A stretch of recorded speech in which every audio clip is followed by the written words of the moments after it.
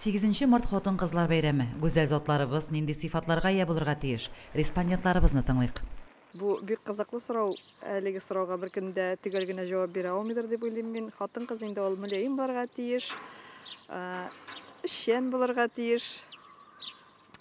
Һәр вакыт елмаеп торса, аларны ир-егетләр бер кашан да урап узмас дип уйлыйм мин. Ныклы булуларын телим хатын кызларның. Тырыш булуларын, авыр заманнар килә. Менә продукция ташыйбыз. Бүтән кешегә дә бәхет телим. Менә сез үзегез зур сумкалар күтәргәнсез, менә хатын кыз шулай зур сумкалар күтәреп бергә тиешме? Тиеш. Хәзерге заманда барсын да эшләргә тиеш хатын кыз. Бүтән җирдә дә тырыш, бүтән җиргә дә керергә һәм чыгарга һәм тырыш булырга. Бүгенге хатын кыз ул балаларны семьясын, семья өчен кайгырып, алар өчен яши торган кеше буларга тиеш дип уйлыйм мин. Гаилә учагын саклый хатын кыз, балаларны яхшы тәрбия бирә. Акыллы,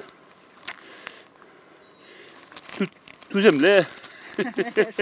Тагын нәрсәйдән дә. Чибәр. Ашарга пешәбәт. Тавышланмаса.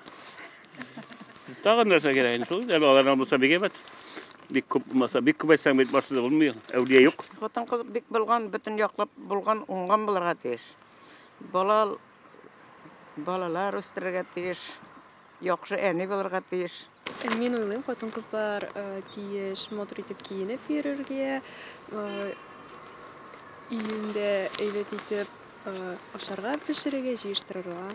Хатын кыз беренче чиракта гаилә учагын сакларга тиеш. Балаларын карарга тиеш. Чөнки бит ул әни, хатын кыз гел матур булырга тиеш. Үзен онытмаска тиеш. Минем фикерем буенча, хатын кыз сыйфатлары ул иң беренчедән акыллы булырга тиеш, матур киенергә, бүтән кешеләр белән әйбәт кенә сөйләшергә. Хатын кыз ямьсез була алмый, хатын кыз шибәр була. Шуны күрмәгән ир-ат ул әлбәттә жүләр була дип язган Роберт Миңнуллин.